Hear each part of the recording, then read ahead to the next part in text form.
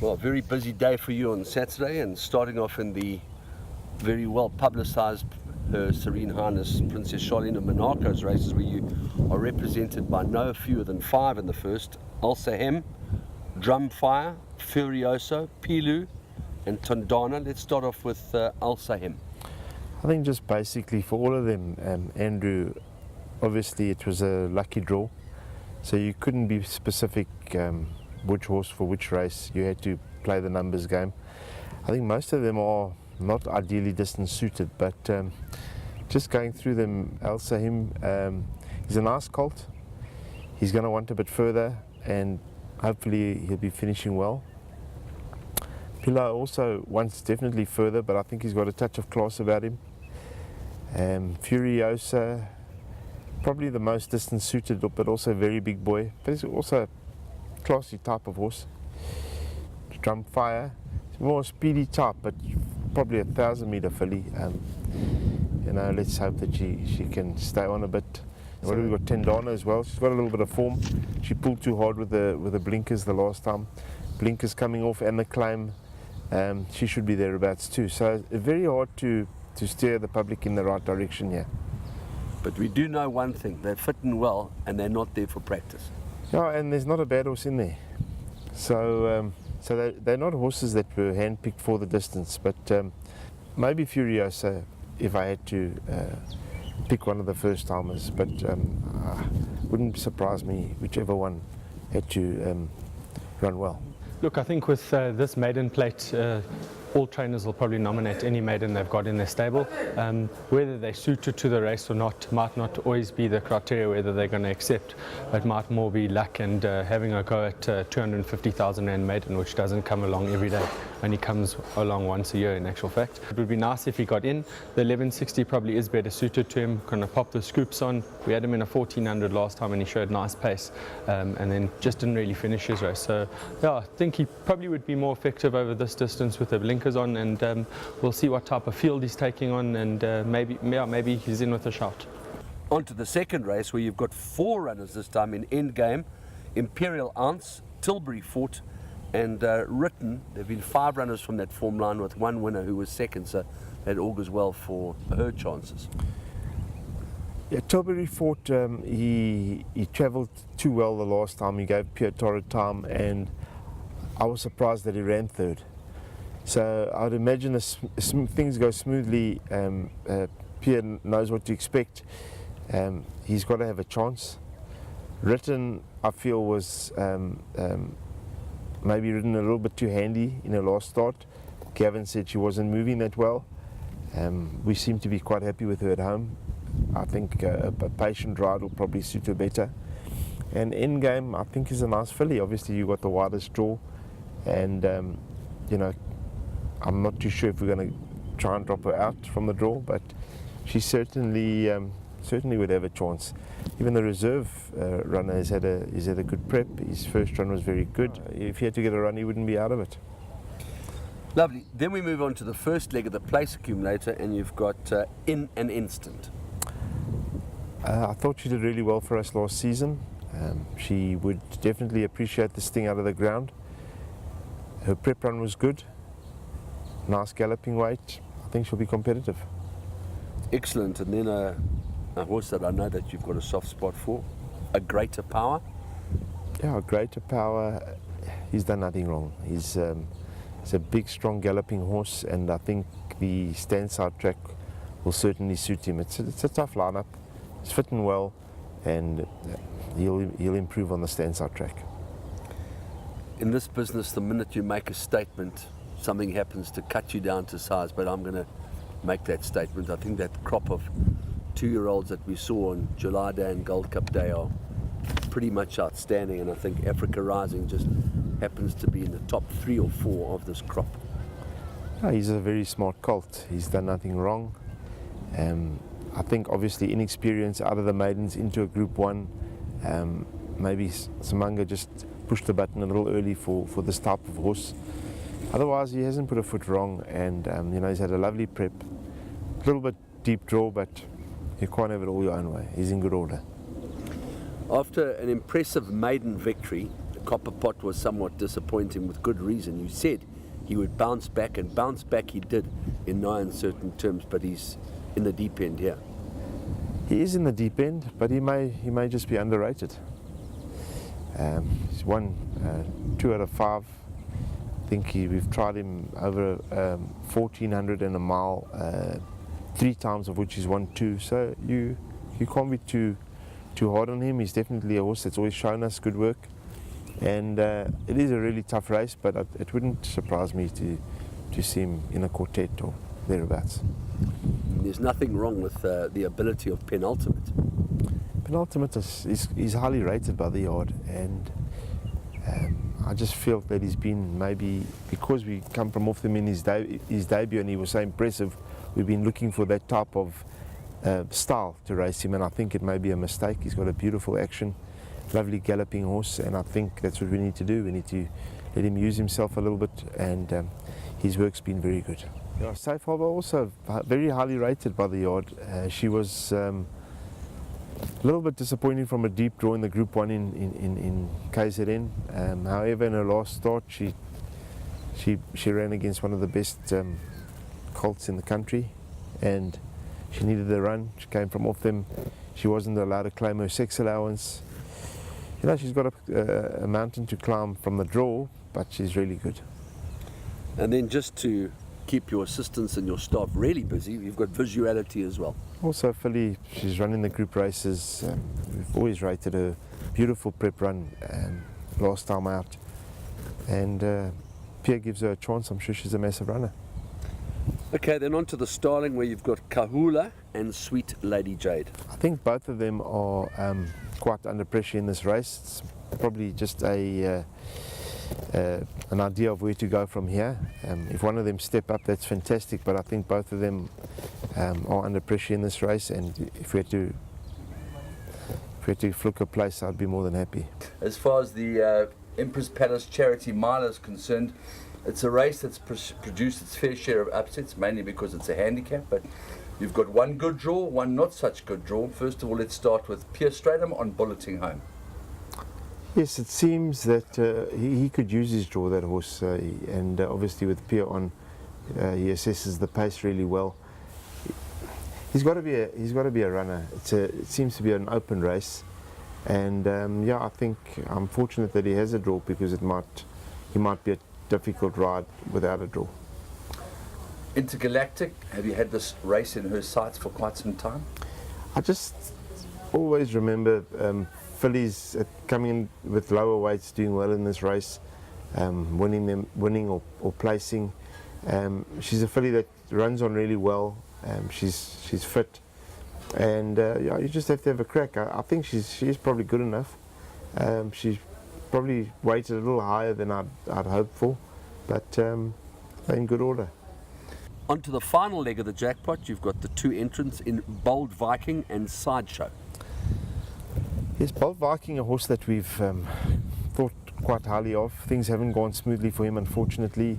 We elected to give the Ready to Run a miss, and maybe just use this as a prep run going into the Cape Ready to Run. I would just like to see him finishing really strongly. And Sideshow also lost his way a little bit. Like to drop him out in this type of company, see if he can finish off well, but he may just want gelding. They're both optimistic entries. Bull Valley, the son of Toreador, hasn't raced since April, but he looks high class, and Donny G perhaps just needed it last time out. Looks like he'll be spot on. Donny G may just be better around down the straight than around the turn.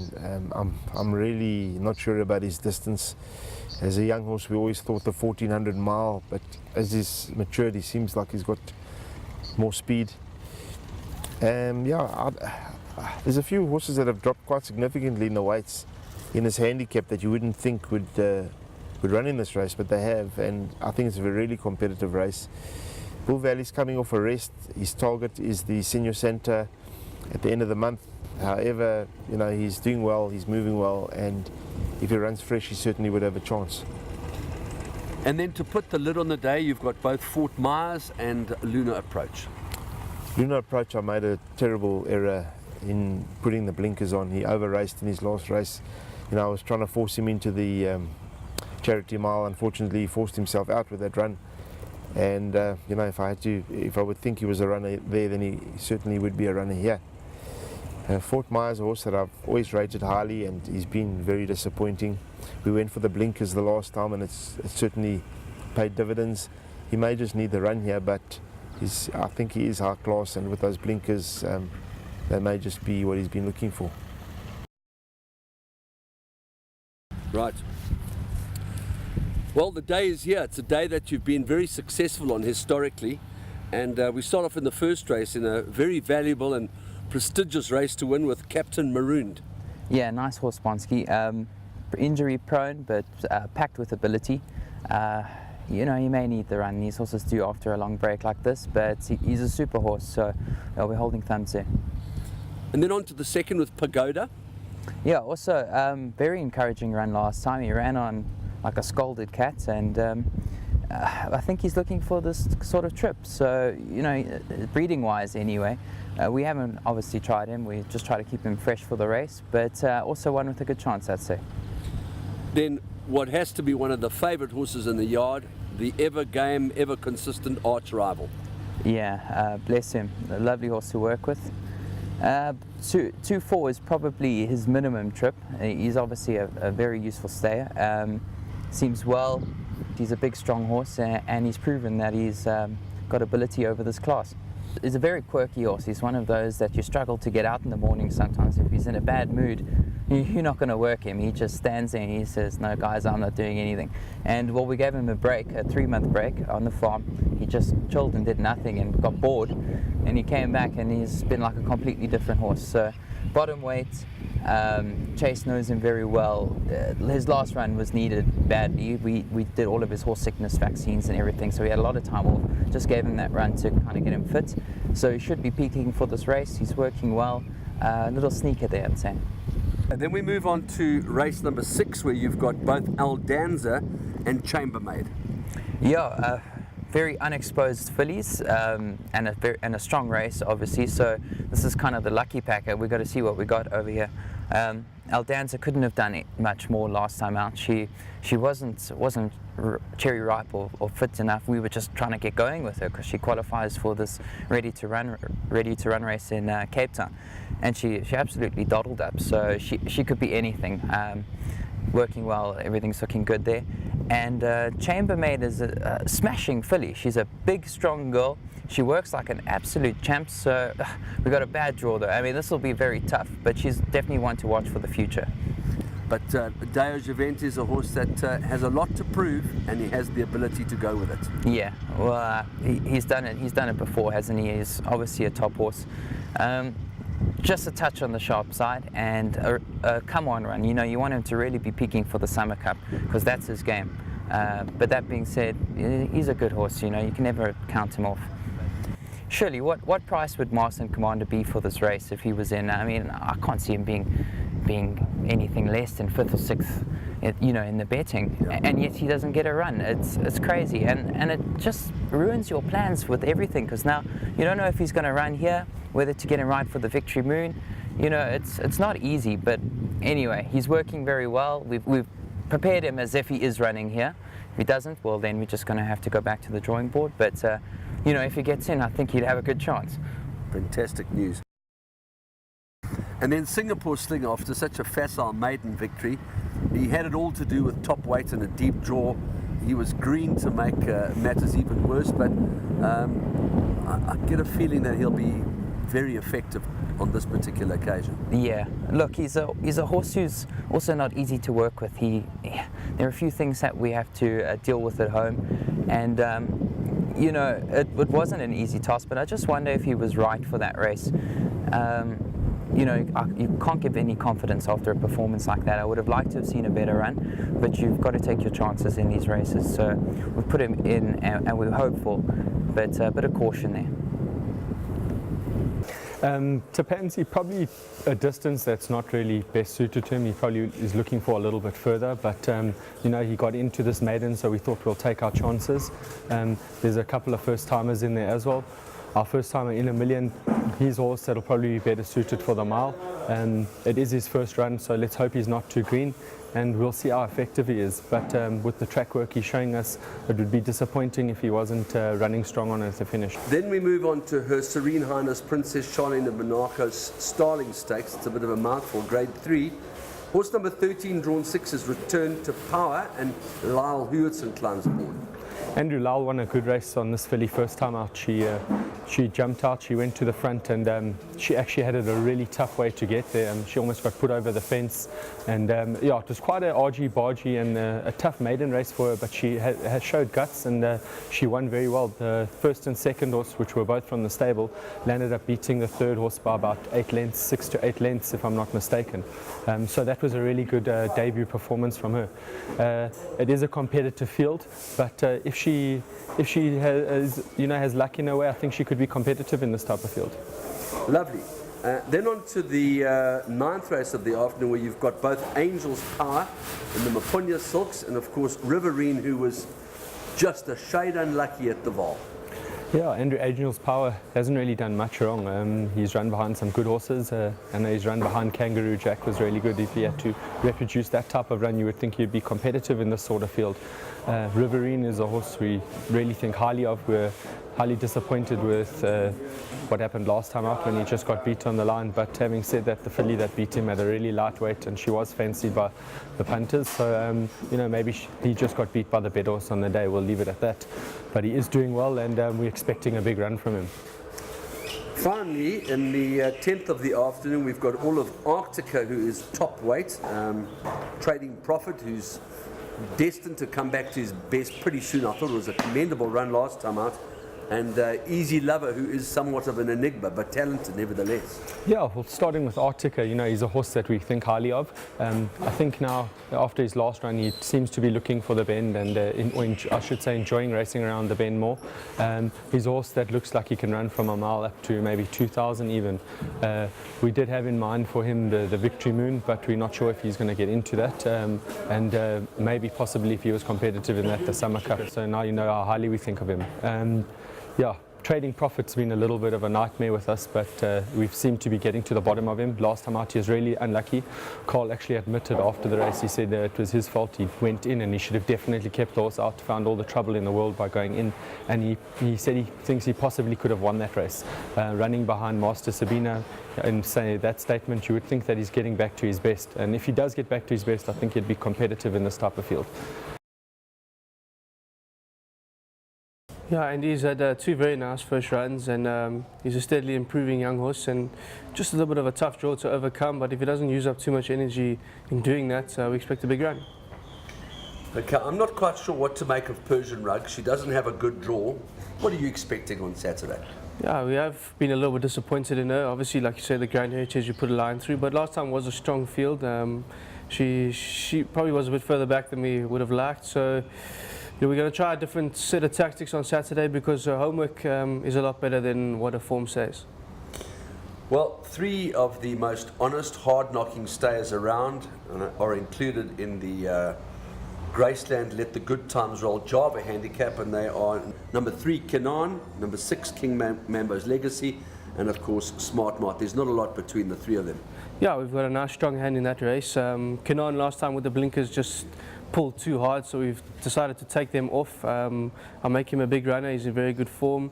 King Mambo's Legacy, we gave him a little bit of a break just to keep him for this race. We didn't want to over race him. I think this is the right type of race for him, a handicap. Pierce Stradum on top, I think he will suit him. He's also in very good form, and Smart Mart's comeback run was very impressive, running on strongly. So like I said, we got a very strong hand here, and I expect them all to be in the money. Super. Then we move on to the Empress Palace Ready to Run Cup. This is a lot of money, and Coyote is the mount of Anthony Delpeche, an act of loyalty, who has now put his act together again after a run that you just drew a line straight through. He looks like a live contender too. Yeah, obviously the one with Raymond found something amiss, but there seemed to be nothing wrong with the horse. We ran him a week later, and he ran a cracker behind Alpha Hard. He's a horse that's shown us a lot of promise as a youngster, so and disappointed. So we gelded him, and he's in really good form at the moment. And from a good draw, I think he's going to be a big runner. Coyote's been very disappointing. We also got to maybe try an equipment change with him, because the work he shows us and the way he's been racing is two different things. So, you know, both of them, I wouldn't leave them out. Yeah, we've got a nice hand here as well. Just two bad draws for Red Pomegranate and Intriguing Lady, so they're going to need a bit of luck. But they're two up-and-coming horses that I think will improve with this run. But I expect them to give a good, honest account of themselves. And Ahawa's come up from Durban. Of the work that she's shown here, she's been putting up some exceptional work, and she's got a bit more of a decent draw. So we're expecting good runs. Yeah, and he's a horse that we think is a nice horse with a decent future. Obviously, this is the bottom end of his range. He's going to get better. He's going to improve from this run. So, you know, we're not at panic stations, let's say, if he runs third or fourth on Saturday. But it's a competitive field, and he hasn't beaten much, but he's done it with ease. So it's going to give us a good indication of where we're at with him. Does it look like Dingons will be his mission, or Guineas, or both, or how does it work? Yeah, we'll just take it step by step and get through Saturday, but the obvious thing is to go into the Dingons next. Super, and then to end the day off, you've got Master Spirit and Janubi, the latter of which I think is clearly a classy individual, but Master Spirit's destined to crack it soon. Yeah, listen, Master Spirit's always shown us good work at home. On his pedigree, there should be no reason why he doesn't stay the mile, but obviously his races is a different story. But I don't think we've ever tried him. That's why we're having a go. Final roll of the dice for him in Joburg, I think. And then Janubi is a nice up-and-coming young horse, but it's going to be tough for him against the older horses. His last run was very respectable, and expect a similar performance. Would you have a particular leaning to any specific horse on the day? I think in the stayers races, we've got probably a very legitimate chance. The other races are very competitive and very strong, but you know, we'll go out there trying. Yes, how's that bird fly across here? I wonder if the camera caught that. Alson, thanks very much for your time. Nice to see that you've got the two representatives, the Vodacom Durban July winner, the Conglomerate, and of course Saint-Tropez running in the Charity Mile. Let's start off with the Conglomerate. The Conglomerate is doing very well. I'm just hoping a very good run to him through to the Summer Cup. Okay, so that's his main mission. Yeah. Saint-Tropez, would the same apply to him, or is he specifically prepared for the Charity Mile? Saint-Tropez is going to the Summer Cup, but specifically preparing for Charity Mile. Happy with his work? I'm very happy with his work. I'm very happy with everything he's doing. I'm very happy with him. Okay, and then on to Tar Heel, who runs in the Golden Loom in a very competitive lineup. Tar Heel is doing well. I think they'll run very close. I got Anthony, the good jockey. He just got beat last time. I think it was a little bit needed last time. I think that now will be a right this race. Spot on. Spot on. Thank you very much. Much appreciated. Thank you.